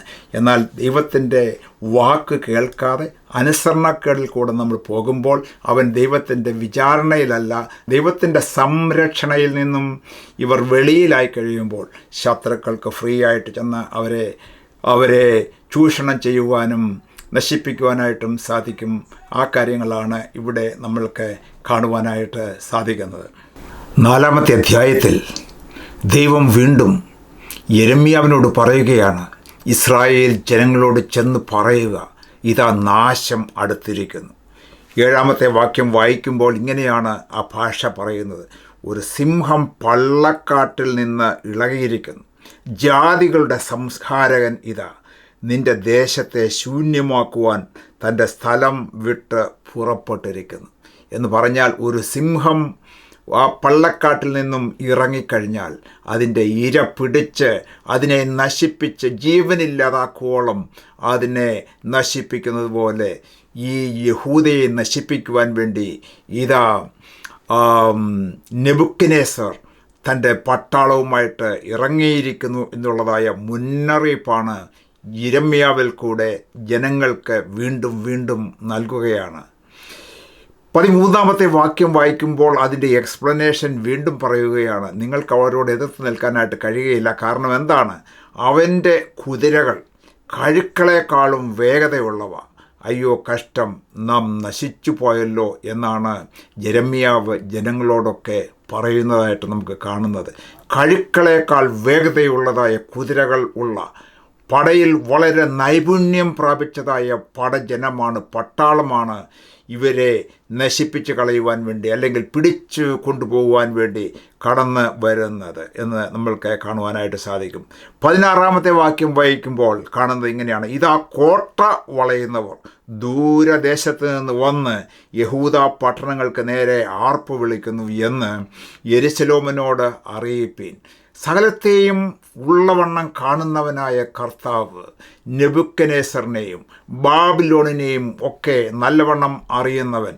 അവർ അവിടെ നിന്നും പുറപ്പെടുന്നതിന് മുമ്പായിട്ട് തന്നെ ദൈവം തൻ്റെ ദൃഷ്ടിയിൽ അവരെ കണ്ടുകൊണ്ട്, അതായത് ശത്രുക്കളെ കണ്ടുകൊണ്ട് ഈ തൻ്റെ ജനത്തോട് പറയുകയാണ്, അവരിതാ പുറപ്പെട്ടിരിക്കുന്നു, നിങ്ങൾ സൂക്ഷിച്ചില്ലെങ്കിൽ നിങ്ങളുടെ കോട്ടകൾ വളഞ്ഞ് അവർ നിങ്ങളെ പിടിക്കും, നിങ്ങൾ നശിച്ചു പോകും, അതുകൊണ്ട് സൂക്ഷിക്കുക എന്നുള്ളത്. പ്രിയപ്പെട്ടവരെ, ഈ വാണിംഗ് എന്ന് പറയുന്നത് അന്ന് ഇസ്രായേൽ ജനങ്ങളോട് ദൈവം തൻ്റെ ജനത്തെ അറിയിച്ചതുപോലെ ഇന്നത്തെ കാലത്ത് ഈ ശത്രു നമ്മളെ നശിപ്പിക്കുവാനായിട്ട് തക്കം നോക്കിയിരിക്കുമ്പോൾ അതിൻ്റെ മധ്യത്തിലും ദൈവത്തിൻ്റെ വാണിംഗ് ഓരോ ദിവസവും ഓരോ നിമിഷവും കേട്ടുകൊണ്ട് ശ്രദ്ധിച്ചിരിക്കുന്നുവെങ്കിൽ അതിലൊന്നും പിടികൊടുക്കാതെ ദൈവത്തിൻ്റെ സൂക്ഷിപ്പിൻ കീഴിൽ, സംരക്ഷണയിൻ കീഴിൽ, അത്യുന്നതിൻ്റെ മറവിൽ നമ്മൾക്ക് ഇരിക്കുവാനും നമ്മളുടെ ജീവിതത്തെ, നമ്മളുടെ കുടുംബങ്ങളെ ഒക്കെ വളരെ സുരക്ഷിതമായിട്ട് സൂക്ഷിക്കുവാനും കർത്താവ് നമ്മളെ സഹായിക്കും. അതിനുവേണ്ടിയാണ് ദൈവത്തിൻ്റെ വചനം നമ്മൾ ശ്രദ്ധിക്കേണ്ടത്, നമ്മളുടെ ചുറ്റുപാടുകളെ നമ്മൾ ശ്രദ്ധിക്കേണ്ടത്. ദൈവത്തിൻ്റെ വചനത്തിൽ പരിശുദ്ധാത്മാവ് നമ്മൾക്ക് തൻ്റെ ദാസന്മാരിൽ കൂടെയും പുസ്തക വായനയിൽ കൂടെയും ധ്യാനത്തിൽ കൂടെയും ദർശനത്തിൽ കൂടെയൊക്കെയും ആലോചന തരുമ്പോൾ അത് യഥാർത്ഥമായി നമ്മൾ തിരഞ്ഞെടുക്കണം. അങ്ങനെയാണ് നമ്മൾ ദൈവത്തിൻ്റെ ആലോചന അറിയുകയും ആപത്തിൽ നിന്നും അപകടങ്ങളിൽ നിന്നും ഒക്കെ രക്ഷപ്പെടേണ്ടത് എന്നുള്ളതാണ് ഇവിടെ നമ്മൾക്ക് കാണുവാനായിട്ട് സാധിക്കുന്നത്. വീണ്ടും ദൈവം പറയുന്ന ഇതാണ്, ഇതാ കോട്ട വളയുന്നവർ ദൂരദേശത്ത് നിന്ന് വന്ന് യഹൂദ പട്ടണങ്ങൾക്ക് നേരെ ആർപ്പ് വിളിക്കുന്നു എന്ന് യെരുശലേമിനോട് അറിയിപ്പിൻ. അതാണ് യിരെമ്യാ പ്രവാചകൻ്റെ ദൗത്യം. നീ ചെന്ന് യെരുശലേമിനോട് ഇത് അറിയിക്കുക, അതാണ് നിൻ്റെ ചുമതല. അവർ കേൾക്കുന്നുവോ ഇല്ലയോ എന്നുള്ളത് രണ്ടാമത്തെ കാര്യം. കേൾക്കുന്നുവെങ്കിൽ അവർക്ക് നല്ലത്, കേട്ടില്ല എങ്കിൽ അവർ തന്നെ ന്യായവിധി അനുഭവിക്കും എന്നുള്ളതാണ്. ദൈവത്തിൻ്റെ കാര്യം തൻ്റെ ദാസന്മാരെ അയച്ച് പലവിധമായ മുഖാന്തരങ്ങളിൽ കൂടെ ആലോചന ജനത്തെ അറിയിച്ചുകൊണ്ടിരിക്കും. അത് ദൈവത്തിൻ്റെ വിശ്വസ്തതയിൽപ്പെട്ടതായ കാര്യമാണ്. 4-ാം അധ്യായത്തിൻ്റെ 27-ാം വാക്യത്തിലേക്ക് നമ്മൾ നോക്കുമ്പോൾ അവിടെ ഇങ്ങനെയാണ് വായിക്കുന്നത്, യഹോവ ഇപ്രകാരം അരുളി ചെയ്യുന്നു, ദേശമൊക്കെയും ശൂന്യമാകും, എങ്കിലും ഞാൻ മുഴുവനായിട്ട് മുടിച്ചു കളകയില്ല. ഇത് നിമിത്തം ഭൂമി വിലപിക്കും, മീതെ ആകാശം കറുത്തുപോകും. ഞാൻ നിർണയിച്ച് അരുളി ചെയ്തിരിക്കുന്നു, ഞാൻ അനുതപിക്കുമില്ല, പിന്മാറുകയുമില്ല. കുതിരച്ചവരുടെയും വില്ലാളികളുടെയും ആരവം ഹേതുവായി സകല നഗര നിവാസികളും ഓടിപ്പോകുന്നു. അവർ പള്ളക്കാടുകളിൽ ചെന്ന് പാറകളിന്മേൽ കയറുന്നു. ദൈവം ഇത് മുൻകൂട്ടി കണ്ടുകൊണ്ട് തൻ്റെ ജനത്തോട് ഉള്ളതുപോലെ എല്ലാം തുറന്ന് സംസാരിക്കുകയാണ് പ്രവാചകനിൽ കൂടി. എന്നാൽ പലരും ഹൃദയത്തെ കാഠിന്യമാക്കിക്കൊണ്ട് ഇതെങ്ങനെ സംഭവിക്കുവാനാണ്, ഇതൊന്നും സംഭവിക്കാൻ പോകുന്നില്ല എന്ന് തുച്ഛീകരിച്ചുകൊണ്ട് നിൽക്കുമ്പോൾ, എന്നാൽ ദൈവദാസൻ ഇവിടെ ദൈവത്തെ അനുസരിച്ചുകൊണ്ട് യെരമ്യാ പ്രവാചകൻ ഈ മെസ്സേജൊക്കെ തൻ്റെ ജനങ്ങളോട്, യെരുശലേമിനോട് അറിയിക്കുന്നതായിട്ടാണ് 4-ാം അധ്യായത്തിൽ നമ്മൾക്ക് കാണുവാനായിട്ട് സാധിക്കുന്നത്. Praise God. 4-ന്റെ 5-ാം അധ്യായത്തിലേക്ക് നമ്മൾ കടന്നു വരുമ്പോൾ എന്താണ് അവിടെ നമ്മൾക്ക് കാണാനായിട്ട് സാധിക്കുന്നത്? 5-ാം അധ്യായത്തിൽ കാണുമ്പോൾ അവിടെ പറയുന്നത്, ന്യായം പ്രവർത്തിക്കുന്നവൻ ആരുമില്ല. ദൈവത്തിൻ്റെ നീതിയുള്ള കണ്ണിൽ കൂടെ നോക്കുമ്പോൾ ന്യായം പ്രവർത്തിക്കുന്നവൻ ഒരുത്തൻ പോലും ആ ദേശത്ത് ദൈവം കാണുന്നില്ല. ദൈവത്തിൻ്റെ കോപമാണ് അവിടേക്ക് വർഷിക്കുവാനായിട്ട് സാധിക്കുന്നത്. സോദോമിനെ പോലെ നശിപ്പിക്കാതിരിക്കുന്നത് ദൈവത്തിൻ്റെ കരുണ ഒന്ന് മാത്രമാണ് എന്നാണ് അവിടെ പറയുന്നത്. ഇവിടെ വായിക്കുന്നത് ഇങ്ങനെയാണ്, ന്യായം പ്രവർത്തിക്കുകയും വിശ്വാസം കാണിക്കുകയും ചെയ്യുന്നവൻ ഉണ്ടോ? ഒരുത്തനെ കാണുമോ എന്ന് യെരുശലേമിൻ്റെ വീഥികളിൽ ചുറ്റി നടന്ന് അന്വേഷിക്കുകയും അതിൻ്റെ വിശാല സ്ഥലങ്ങളിൽ തിരഞ്ഞ് അറിയുകയും ചെയ്യുവീൻ. കണ്ടുവെങ്കിൽ ഞാൻ അതിനോട് ക്ഷമിക്കും എന്ന് പറഞ്ഞാൽ ഒരുത്തൻ പോലും ന്യായം പ്രവർത്തിക്കുന്നവൻ അവിടെയില്ല യെരുശലേമിൽ അല്ലെങ്കിൽ യഹൂദ്യയിൽ എന്നാണ് ദൈവം പറയുന്നത്. Praise God. ഇതിന് ഒരു ഉദാഹരണമായിട്ട് നമ്മൾക്ക് കാണുവാനായിട്ട് സാധിക്കുന്നത്, ഒരുത്തനെയെങ്കിലും കാണുമോ ന്യായം പ്രവർത്തിക്കുന്നവൻ എന്ന് പറഞ്ഞാൽ മധ്യസ്ഥത അണയ്ക്കുന്നവനായിട്ട് ആരെങ്കിലും ഉണ്ടോ ജനങ്ങളുടെ ഇടയിൽ എന്ന് പ്രവാചകനോട് ചോദിക്കുകയാണ്. ഇവിടെ സോദോമിനെ നശിപ്പിക്കുവാനായിട്ട് ദൈവം തീരുമാനിച്ചപ്പോൾ, ഗോമോറയും നശിപ്പിക്കുവാനായിട്ട് തീരുമാനിച്ചപ്പോൾ, അവിടെ അബ്രഹാം ഇതാ മധ്യസ്ഥനായിട്ട് നടുവിൽ നിൽക്കുകയാണ്. കർത്താവെ, അങ്ങനെ ചെയ്യരുത്, ഓരോന്നോരോന്ന് നെഗോഷിയേറ്റ് ചെയ്ത് 10 നീതിമാന്മാരെ അവിടെ കാണുന്നുവെങ്കിൽ നീ നശിപ്പിക്കുമോ എന്ന് ചോദിക്കുമ്പോൾ, ഇല്ല, അങ്ങനെ 10 പേരെ കാണുകയാണെങ്കിൽ നശിപ്പിക്കില്ല എന്നുള്ള വാക്ക് കൊടുത്തിട്ടാണ് അബ്രഹാം അവിടെ നിന്ന് ആ ദൂതന്മാരെ അവിടേക്ക് അയക്കുന്നത് എന്ന് നമുക്ക് ഉൽപ്പത്തി പുസ്തകത്തിൽ നമ്മൾ പഠിച്ചതാണ്. Praise God. അപ്പോൾ അവിടെ ആ സോദോം ഗൊമോറയിൽ 10 നീതിമാന്മാർ പോലും ഇല്ലാഞ്ഞത് കൊണ്ടാണ് ഇതാ അബ്രഹാമിൻ്റെ മധ്യസ്ഥത മൂലം അവൻ്റെ സഹോദരപുത്രനായിരുന്നായ ലോത്തിനെയും ഭാര്യയെയും മക്കളെയും ഇതാ ഭവനത്തിൽ നിന്നും കൈക്ക് പിടിച്ച് വെളിയിലിറക്കി വലിച്ചുകൊണ്ട് ആ ജനങ്ങളുടെ മധ്യത്തിൽ നിന്നും വെളിയിലേക്ക് കൊണ്ടുപോയി ആ മലയിലേക്ക് ഓടിപ്പോക എന്ന് പറഞ്ഞിട്ട് അതിനുശേഷമാണ് ആ പട്ടണത്തെ നശിപ്പിക്കുവാനായിട്ട് ദൈവം തീരുമാനിച്ചത്. Praise God. അപ്പോൾ മധ്യസ്ഥത അണയ്ക്കുന്നതായ നീതിമാനായിട്ടുള്ള ഒരു മനുഷ്യനെയും ഈ യെരുശലേമിൽ കാണുന്നില്ല എന്നുള്ളതാണ് ദൈവത്തിൻ്റെ കംപ്ലൈൻ്റായിട്ട് ഇവിടെ നമ്മൾക്ക് കാണുവാനായിട്ട് സാധിക്കുന്നത്. Praise God. 5-22 നമ്മൾ നോക്കുമ്പോൾ അവിടെ ഇങ്ങനെയാണ് വായിക്കുന്നത്. 5-ാം അധ്യായം 22-ാം അധ്യായം. ഞാൻ കടലിന് കവിഞ്ഞുകൂടാതെ വണ്ണം നിത്യപ്രമാണമായി മണൽ അതിരാക്കി വച്ചിരിക്കുന്നു. തിരകൾ അടിച്ചാലും സാധിക്കയില്ല, എത്ര തന്നെ ഇരച്ചാലും അതിരെ കടക്കയില്ല. ഈ ജനത്തിന് ഷാഠ്യവും മത്സരവുമുള്ളൊരു ഹൃദയമുണ്ട്. അവർ ശടിച്ച് പൊയ്ക്കളഞ്ഞിരിക്കുന്നു. മുൻമഴയും പിന്മഴയും ഇങ്ങനെ നമുക്ക് അതത് സമയത്ത് വേണ്ടുന്ന മഴ തരികയും കൊയ്ത്തിനുള്ള കാലാവധി പാലിച്ചു തരികയും ചെയ്യുന്ന നമ്മളുടെ യഹോവയെ നാം ഭയപ്പെടുക. ഇതാണ് മെസ്സേജ് ഈ യെരമ്യാ പ്രവാചകൻ ജനങ്ങൾക്ക് കൊടുക്കുന്നത്. കടലിനെ നോക്ക്, അവിടുത്തെ മണലിനെ നോക്ക്. ആ മണൽ വളരെ പരന്ന് കിടക്കുകയാണ്. വലിയ മതിൽ പോലെയൊന്നും കെട്ടിയിട്ടില്ല. എങ്കിൽ തന്നെയും കടലിലെ വെള്ളം വരുന്നത് ആ ഒരു സർട്ടൻ ആ അതിർത്തി വരെ മാത്രമേ വരികയുള്ളൂ. അവിടെ വരെ വരാവൂ എന്ന് ദൈവം കൽപ്പിച്ചിട്ടുണ്ട്. ആ മണലിന്മേൽ അതിനിപ്പുറത്തോട്ട് വരികയില്ല എന്നുള്ളതായ ആ കാര്യം സൃഷ്ടിതാവിനെ നിങ്ങൾ ഓർക്കുക. അവൻ്റെ ആ സർവ ആധിപത്യത്തെയും സർവജ്ഞാനത്തെയും സർവശക്തിയെയും അവൻ്റെ ആ പ്രസൻസിനെയൊക്കെ നിങ്ങൾ ഓർത്തുകൊണ്ട് ദൈവത്തെ അറിയുക, ദൈവത്തെ വിശ്വസിക്കുക എന്ന് പറയുമ്പോൾ അവരതെല്ലാം നിരാകരിച്ച് കളയുന്നതായ ഒരു രാജ്യമായിട്ടാണ് യഹൂദയെ നമ്മൾക്ക് കാണുവാനായിട്ട് സാധിക്കുന്നത്. 5:31 വാക്യത്തിലേക്ക് നമ്മൾ വരുമ്പോൾ വേറൊരു കാര്യമാണ് അവിടെ എഴുതിയിരിക്കുന്നത്. പ്രവാചകന്മാർ വ്യാജമായി പ്രവചിക്കുന്നു, പുരോഹിതന്മാരും അവരോട് ഒരു കൈയായി നിന്ന് അധികാരം നടത്തുന്നു, എൻ്റെ ജനത്തിനോ അത് ഇഷ്ടമാകുന്നു. പ്രിയപ്പെട്ടവരെ, ഇന്നത്തെ കാലത്തും കാണുന്നതായ ഒരു സംഭവമാണ്. ചില സ്ഥലങ്ങളിലൊക്കെ ഈ കാര്യം ദൈവത്തിൻ്റെ വായിൽ നിന്നും വന്നതായ വാചകമാണ്.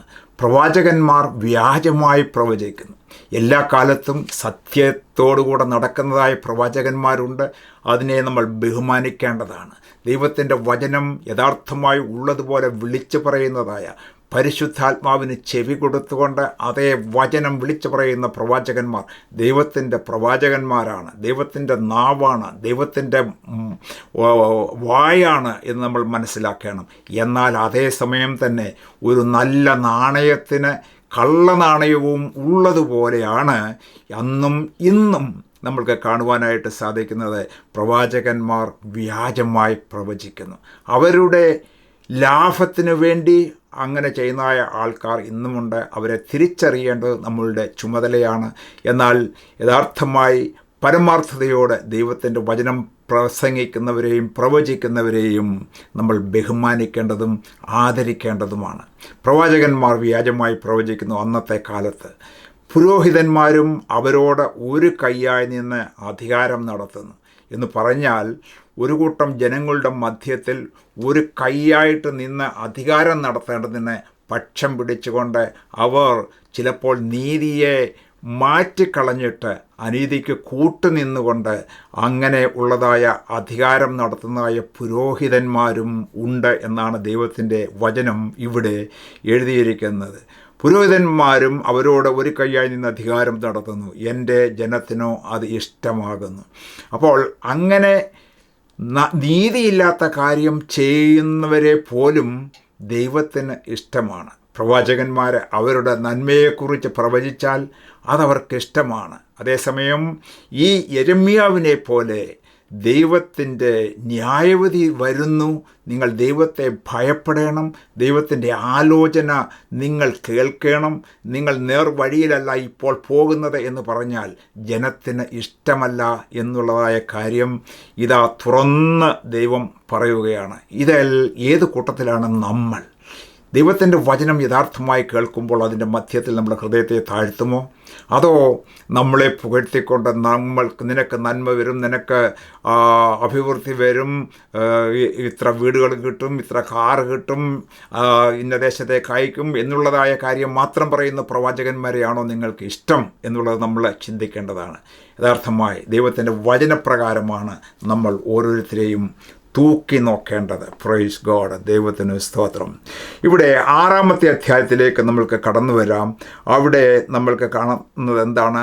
6:13 വാക്യത്തിൽ കാണുന്നത് ഇങ്ങനെയാണ്: അവരൊക്കെയും ആബാലവൃദ്ധം ദ്രവ്യാഗ്രഹികളാകുന്നു, പ്രവാചകന്മാരും പുരോഹിതന്മാരും ഒരുപോലെ വ്യാജം പ്രവർത്തിക്കുന്നു. അന്നത്തെ കാലത്തെ കാര്യം പറയുകയാണ്. സമാധാനം ഇല്ലാതിരിക്കെ സമാധാനം എന്ന് അവർ പറഞ്ഞു, എൻ്റെ ജനത്തിൻ്റെ മുറിവിന് ലഘുവായി ചികിത്സിക്കുന്നു എന്ന് പറഞ്ഞാൽ അതിൻ്റെ അർത്ഥം നിങ്ങൾക്ക് മനസ്സിലായി കാണും എന്ന് ഞാൻ വിചാരിക്കുന്നു. സമാധാനം ഇല്ലാതിരിക്കുന്നതായ ഒരു കാലഘട്ടമാണ് അന്ന്. കാരണം ബാബിലോണിൽ നിന്നും ഇതാ നെബൂഖദ്നേസർ സൈന്യവുമായി വന്ന് പട്ടണത്തെ പിടിക്കുവാൻ പോകുന്നു, കോട്ട വളയുവാൻ പോകുന്നു, കോട്ട ഇടിക്കുവാൻ പോകുന്നു, കോട്ടയുടെ മതിൽ ഇടിച്ചകത്തെ കയറി നിങ്ങളെല്ലാം പിടിച്ചുകൊണ്ട് നിങ്ങളെ പ്രവാസത്തിലേക്ക്, അവരുടെ രാജ്യത്തിലേക്ക് കൊണ്ടുപോകുന്ന ഒരു കാലം വരുന്നുവെന്നുള്ളതായ ആ മെസ്സേജ്, വളരെ ഡേഞ്ചറായിട്ടുള്ളതായ മെസ്സേജ് വളരെ സീരിയസ് ആയിട്ട് ദൈവം കൊടുക്കുമ്പോൾ ആ ആലോചനയെ നിരസിച്ചുകൊണ്ട്, ഈ ദൈവത്തിൻ്റെ പ്രവാചകനായ യെരമ്യാവിൻ്റെ ആലോചനയെ നിരസിച്ചുകൊണ്ട് ഇതാ ഒരു കൂട്ടം മറ്റൊരു പ്രവാചകന്മാർ വ്യാജം പ്രവർത്തിക്കുകയാണ്. എന്താണ് അവർ ചെയ്യുന്നത്? സമാധാനം ഇല്ലാതിരിക്കുന്ന ഒരു രാജ്യമാണത് ആ സമയത്ത്.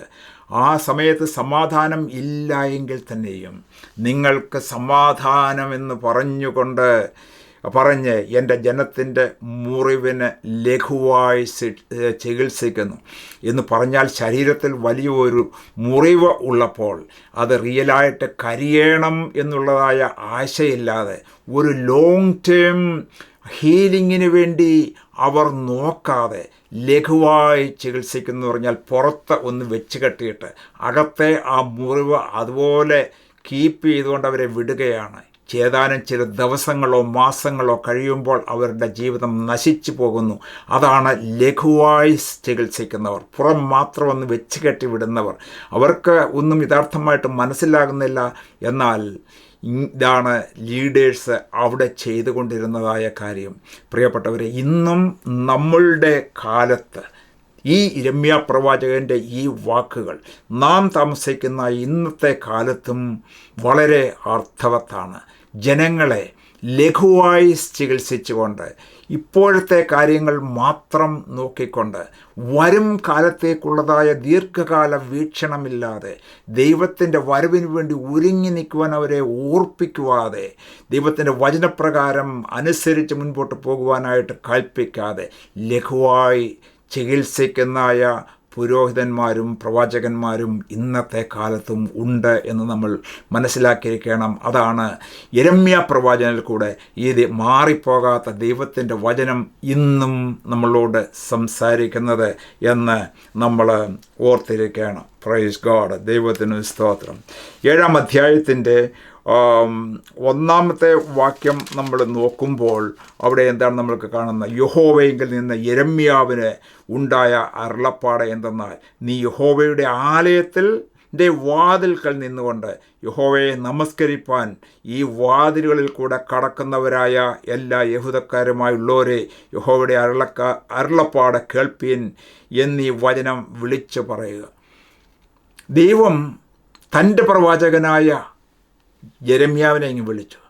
എന്നിട്ട് പറഞ്ഞു, ഇനി ഈ വചനം നീ എവിടെയാണ് പറയേണ്ടത്? നീ യെരുശലേം ദേവാലയത്തിലേക്ക് വരുന്നതായ അനേകം ആൾക്കാരുണ്ട്. ഈ പുരോഹിതന്മാരുടെയും പ്രവാചകന്മാരുടെയൊക്കെ വാക്കുകൾ കേട്ട് സംതൃപ്തിപ്പെട്ട് അവർ പോയിക്കൊണ്ടിരിക്കുകയാണ്. എന്നാൽ നീ തന്നെ ഈ ദൈവാലയത്തിൻ്റെ മുമ്പിലേക്ക് ചെന്ന് അവിടേക്ക് വരുന്ന ആൾക്കാരോട് നീ നേരിട്ട് ഈ വചനം പറയണം എന്ന് പറഞ്ഞുകൊണ്ട് ആ ദൈവത്തിൻ്റെ വചനം അവൻ്റെ വായിൽ കൊടുക്കുകയാണ്. ആ വായിൽ കൊടുക്കുന്നതായ വചനമാണ് നീ അവരോട് പറയേണ്ടത്. പുരോഹിതന്മാർ മാത്രം പറയുന്നതായ വചനം കേട്ട് തൃപ്തിപ്പെട്ടു പോകാതെ, എൻ്റെ വചനം യഥാർത്ഥമായി നിങ്ങൾ കേൾക്കുവാൻ വേണ്ടി എന്നെ അയച്ചിരിക്കുന്നുവെന്ന് പറയുക എന്ന് പറഞ്ഞിട്ട് ദൈവം യിരെമ്യാവിനെ ഈ ദേവാലയത്തിൻ്റെ അടുക്കലേക്ക് അകത്തേക്കും പുറത്തേക്കും പോകുന്ന ജനത്തോട് ഡയറക്റ്റായിട്ട് സംസാരിക്കുവാൻ വേണ്ടി വിടുകയാണ്.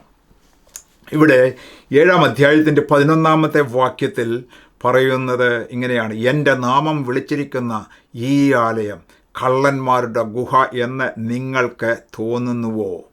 എനിക്കും അത് അങ്ങനെ തന്നെ തോന്നുന്നു എന്ന് യഹോവയുടെ അരുളപ്പാട്. അന്നത്തെ കാലത്തെന്ന് പറഞ്ഞാൽ ശലോമോൻ പണിതതായ ഈ ദേവാലയത്തെക്കുറിച്ച് ആർക്കും ഒരു വാക്ക് പറയുവാൻ പോലും അധികാരമില്ലാത്ത ഒരു കാലമായിരുന്നു അത്. അത്രമാത്രം അധികാരമായിരുന്നു പുരോഹിതന്മാർക്കൊക്കെ ഉണ്ടായിരുന്നത്.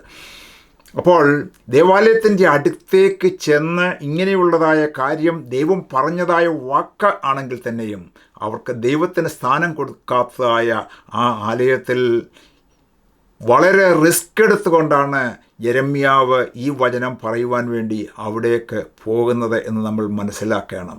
ഈ ആലയം കള്ളന്മാരുടെ ഗുഹയാക്കി തീർത്തിരിക്കുന്നു. എന്തിനു വേണ്ടിയാണ് ഇത് പണിതത്?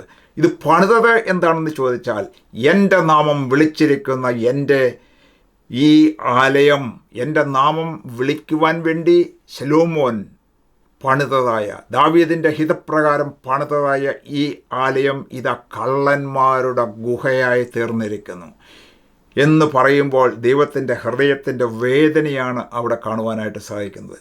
ജീവിതത്തിൽ എന്തെല്ലാം വന്നാലും അത് നേരിടുവാൻ വേണ്ടിയുള്ള തയ്യാറോടും ധൈര്യത്തോടും കൂടെ യിരെമ്യാവ് ദൈവത്തിൻ്റെ വചനം വഹിച്ചുകൊണ്ട് അവിടേക്ക് ചെന്ന് ഇതാ വിളിച്ചു പറഞ്ഞു.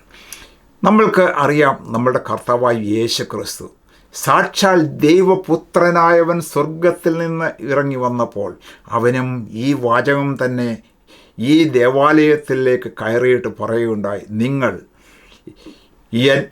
ഈ ആലയത്തെ കള്ളന്മാരുടെ ഗുഹയാക്കി തീർത്തിരിക്കുന്നു എന്ന് പറഞ്ഞുകൊണ്ട് ഒരു കയറുകൊണ്ട് ചമ്മട്ടി ഉണ്ടാക്കി അവിടെ വിൽക്കുന്നവരെയും വാങ്ങുന്നവരെയും ഒക്കെ പുറത്ത് കളഞ്ഞതായ സംഭവം നമ്മൾക്കെല്ലാം വളരെ പരിചയമുള്ളതാണ്.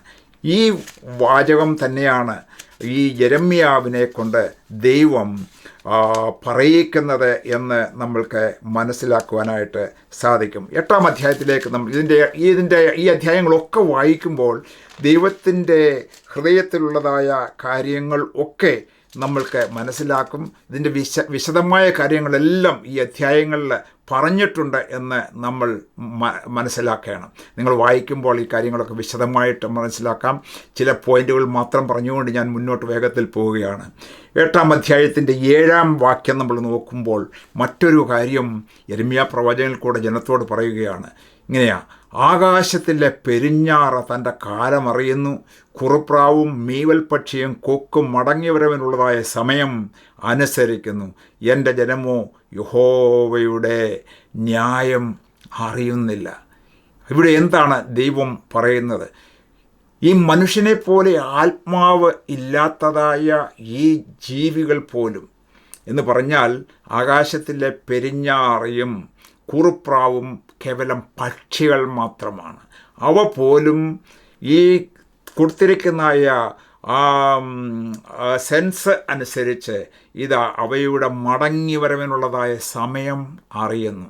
ഒരു തണുപ്പ് കാലത്തേക്കോ ചൂടുകാലത്തേക്കോ ഒക്കെ പോകുമ്പോൾ അതിൻ്റെ കാലം അനുസരിച്ച് എനിക്ക് മടങ്ങിപ്പോകാനുള്ള സമയം ആയിരിക്കുന്നുവെന്ന് അത് അറിഞ്ഞ് മടങ്ങി വരുന്നത് പോലെ ഈ എൻ്റെ ജനം ഈ ദൈവത്തിൻ്റെ ആത്മാവ് കൊടുത്ത് ദൈവത്തിൻ്റെ സാദൃശ്യത്തിൽ സൃഷ്ടിച്ചിരിക്കുന്ന എൻ്റെ ജനം ഈ യഹോവയുടെ ന്യായമറിയുന്നില്ല. വീണ്ടും എൻ്റെ പ്രവാചകന്മാരെ വീണ്ടും വീണ്ടും അയച്ചിട്ടും ഈ ദൈവത്തിൻ്റെ ന്യായം അറിയാത്ത ഒരു ജനമാണല്ലോ ഇത് എന്നാണ് ഇവിടെ പറഞ്ഞിരിക്കുന്നത്. 8-ാം അധ്യായത്തിൻ്റെ 20-ാമത്തെ വാക്യം നമ്മൾക്ക് നോക്കാം. അവിടെ മറ്റൊരു കാര്യം പറയുകയാണ് ദൈവം തൻ്റെ ഭാഷയിൽ, എന്ന് പറഞ്ഞാൽ മനുഷ്യർക്ക് അറിയാവുന്ന ഭാഷയിൽ. അവിടെ എഴുതിയിരിക്കുന്നത്, കൊയ്ത്ത് കഴിഞ്ഞു, ഫലശേഖരവും കഴിഞ്ഞു, നാം രക്ഷിക്കപ്പെട്ടതുമില്ല.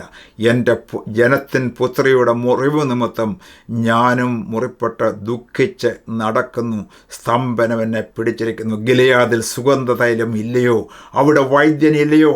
എൻ്റെ ജനത്തിൻ പുത്രിക്ക് രോഗശമനം വരാതെ ഇരിക്കുന്നത് എന്ത് എന്ന് ദൈവത്തിൻ്റെ വചനം, ദൈവത്തിൻ്റെ ഹൃദയത്തിൻ്റെ വേദന ഈ യെരമ്യാ പ്രവാചകനോട് പറയുക. നീ ചെന്ന് എൻ്റെ ജനത്തോട് പറയുക, ഇങ്ങനെ പറയുക, കൊയ്ത്ത് കഴിഞ്ഞു, അതിൻ്റെ ലാസ്റ്റ് സമയം ആയി, ഫലശേഖരം എടുത്തു കഴിഞ്ഞിരിക്കുന്നു, ഇനിയിപ്പോൾ വീശുമുറത്തിനുള്ളതായ സമയമാണ്, പതിരായിട്ടുള്ളതെല്ലാം പറന്നു പോകുന്ന സമയം.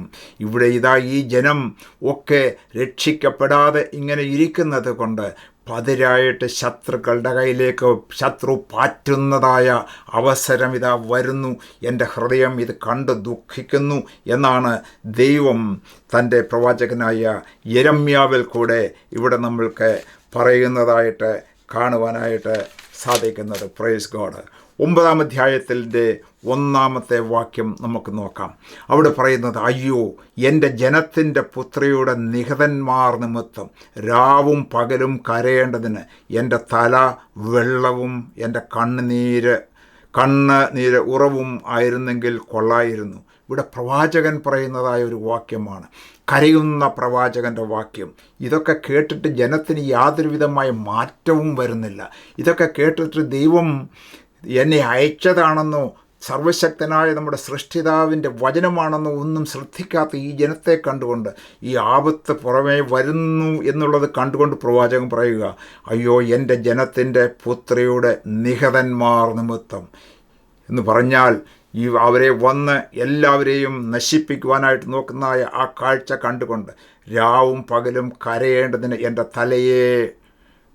തലയെ വെള്ളവും എൻ്റെ കണ്ണിനെ കണ്ണുനീരുറവും ആക്കിയിരുന്നെങ്കിൽ കൊള്ളായിരുന്നു എന്ന് പറഞ്ഞുകൊണ്ട് ആ ആഗ്രഹത്തോടെ കരയുന്നതായ ഒരു പ്രവാചകൻ, കണ്ണുനീര് ഒഴുക്കുന്നതായ ഒരു പ്രവാചകനെയാണ് നമ്മൾക്ക് കാണുവാനായിട്ട് സാധിക്കുന്നത്. 9:23 വാക്യം നമ്മൾ നോക്കുമ്പോൾ ഇവിടെ ഇങ്ങനെയാണ് നമുക്ക് കാണുന്നത്: ജ്ഞാനി തൻ്റെ ജ്ഞാനത്തിൽ പ്രശംസിക്കരുത്, ബലവാൻ തൻ്റെ ബലത്തിൽ പ്രശംസിക്കരുത്, ധനവാൻ തൻ്റെ ധനത്തിലും പ്രശംസിക്കരുത്. പ്രശംസിക്കുന്നവനോ യഹോവയായ ഞാൻ ഭൂമിയിൽ ദയയും ന്യായവും നീതിയും പ്രവർത്തിക്കുന്നു എന്നിങ്ങനെ എന്നെ ഗ്രഹിച്ചറിയുന്നവൾ തന്നെ പ്രശംസിക്കട്ടെ. ഇതിലല്ലോ എനിക്ക് പ്രസാദമുള്ളത് എന്ന് യഹോവയുടെ അരുളപ്പാട്. ഈ യഹോവയുടെ അരുളപ്പാട് ഈ യെരമ്യാ പ്രവാചകൻ ജനത്തോട് വിളിച്ച് പറയുകയാണ്. എന്ന് പറഞ്ഞു കഴിഞ്ഞാൽ ഈ ദേവാലയത്തിൻ്റെ മുമ്പിലൊക്കെ ചെന്ന്, ഓരോ സ്ഥലങ്ങളിൽ ചെന്ന് പറയണം. ഈ ദേവാലയത്തിൻ്റെ മുമ്പിൽ ചെന്ന് പറയണം, രാജകൊട്ടാരത്തിൽ ചെന്ന് പറയണം, തെരുവിലൊക്കെ നിന്നുകൊണ്ട് പറയണം. എല്ലാം വളരെ റിസ്ക്കുള്ള സ്ഥലങ്ങളാണ്. എങ്കിൽ തന്നെയും ഇതെല്ലാം ഒബേ ചെയ്തുകൊണ്ടാണ് യെരമ്യാ പ്രവാചകൻ ഈ വചനങ്ങളൊക്കെ ദൈവത്തിൻ്റെ വായായിട്ട് നിന്നുകൊണ്ട് സംസാരിക്കുന്നത്. സാധാരണയായിട്ട് ശവസംസ്കാരങ്ങളിലൊക്കെ വായിക്കുന്നതായ ഒരു വാക്യമാണ് ഇത്. നമ്മൾ അന്നാണ് ഇത് കേൾക്കാറുള്ളത്. എന്നാൽ ഇത് അന്നത്തെ കാലത്ത് യഹൂദന്മാരോട് അല്ലെങ്കിൽ യഹൂദ്യയിലുള്ളവരോട് യെരമ്യാ പ്രവാചകൻ പറഞ്ഞതായ വാക്കാണ്. അന്ന് അവർക്കിത് ആപ്ലിക്കബിൾ ആയിരുന്നു. ഇന്ന് നമുക്കും ഇത് ആപ്ലിക്കബിൾ ആണ് എന്നുള്ള കാര്യം നമ്മൾ മറന്നു പോകരുത്. എന്താണ്? ജ്ഞാനമുണ്ടെങ്കിൽ അതിൽ നമുക്ക് പ്രശംസിച്ചുകൊണ്ട് ഒരിക്കലും നിൽക്കരുത്. ജ്ഞാനത്തിൽ ശ്രേഷ്ഠനായ ദൈവത്തിൻ്റെ വാക്ക് നമ്മൾ അന്വേഷിക്കണം, നമ്മൾ അത് അനുസരിക്കണം. ബലവാൻ തൻ്റെ ബലത്തിൽ പ്രശംസിക്കരുത്. തൻ്റെ ബലമെന്ന് പറയുന്നത് എന്താണ്? ഇപ്പോൾ പല രീതിയിൽ നമ്മൾക്ക് അതിൻ്റെ വശങ്ങളെക്കുറിച്ച് മനസ്സിലാക്കുവാനായിട്ട് സാധിക്കും. മസിൽ ബലമുള്ളവരുണ്ട്, പണത്തിൻ്റെ ബലമുള്ളവരുണ്ട്, പഠിത്തത്തിൻ്റെ ബലമുള്ളവരുണ്ട്. ഇതൊക്കെ ഉണ്ടെങ്കിൽ അതിൽ പ്രശംസിച്ചുകൊണ്ട് നിൽക്കരുത് എന്നാണ് പറയുന്നത്. എന്നാൽ ബലഹീനത തങ്ങളുടെ ബലമായിട്ട് എടുക്കുന്ന ഒരു കൂട്ടരെയും നമ്മൾക്ക് കാണാനായിട്ട് സാധിക്കും. എന്ന് പറഞ്ഞാൽ ഞാനൊരു വയ്യാത്ത മനുഷ്യനാണ് എന്ന് പറഞ്ഞുകൊണ്ട് സകലരുടെയും സിമ്പതി വഹിച്ചുകൊണ്ട് എനിക്ക് എല്ലാറ്റിനും കൺസെഷൻ തരണം, എന്നെ പരിഗണിക്കണം, എന്നെ ബഹുമാനിക്കണം, ഞാനൊരു വയ്യാത്ത മനുഷ്യനാണ്, ഞാനൊരു ബലഹീനനാണ് എന്ന് പറഞ്ഞുകൊണ്ട് അത് ബലമായിട്ടെടുക്കുന്ന അനേകം മനുഷ്യരും ഇന്ന് നമ്മളുടെ സമൂഹത്തിൽ ഉണ്ട്. എന്ന് പറഞ്ഞാൽ അഡ്വാൻറ്റേജ് എടുക്കുന്ന മനുഷ്യൻ, മറ്റുള്ളവരുടെ അഡ്വാൻറ്റേജ് എടുക്കുന്നതായ മനുഷ്യരെക്കുറിച്ചാണ് ഞാൻ അതിൻ്റെ മറുവശം ഞാൻ പറഞ്ഞത്. ഇവിടെ പറയുന്നതായ ബാക്കിയുള്ളതായ കാര്യങ്ങൾ നമ്മൾ നോക്കുമ്പോൾ, തൻ്റെ ധനത്തിൽ ധനവാൻ പ്രശംസിക്കരുത്, പ്രശംസിക്കുന്നവനോ യഹോവയായ ഞാൻ ഭൂമിയിൽ ദയയും ന്യായവും നീതിയും പ്രവർത്തിക്കുന്നു എന്നിങ്ങനെ ഗ്രഹിച്ച് അറിയുന്നതിൽ തന്നെ പ്രശംസിക്കുവേൻ. എൻ്റെ കർത്താവ് ഈ ലോകത്തിലേക്ക് വന്നു, എന്നെ സ്നേഹിച്ചു, എനിക്ക് വേണ്ടി കരുതി, എനിക്കൊരു നിത്യതയുണ്ട്. ഈ ലോകത്തിലെ ഈ ചെറിയ ഒരു ജീവിതം കഴിഞ്ഞിട്ട് നിത്യമായ ഒരു ജീവിതം ഉണ്ട് എന്ന് ഗ്രഹിച്ച് അറിയുന്ന ഒരു അറിവ് ഉണ്ടെങ്കിൽ അതിലാണ് നമ്മൾ പ്രശംസിക്കേണ്ടത്. എൻ്റെ കർത്താവ് ജീവിക്കുന്നു എന്ന് ഓർത്തുകൊണ്ട് നമ്മൾ ദൈവത്തിൽ പ്രശംസിക്കുകയും അങ്ങനെ മുൻപോട്ട് പോവുകയും ചെയ്യണം എന്നാണ് ഇവിടെ ദൈവത്തിൻ്റെ വചനം നമ്മൾക്ക് കാണുവാനായിട്ട് സാധിക്കുന്നത്. പ്രിയപ്പെട്ടവരെ, നമ്മളുടെ ഈ ലെസൻ്റെ പഠനം യെരമ്യാ പുസ്തകത്തിൻ്റെ പകുതി ഭാഗം മാത്രമേ ആയുള്ളൂ.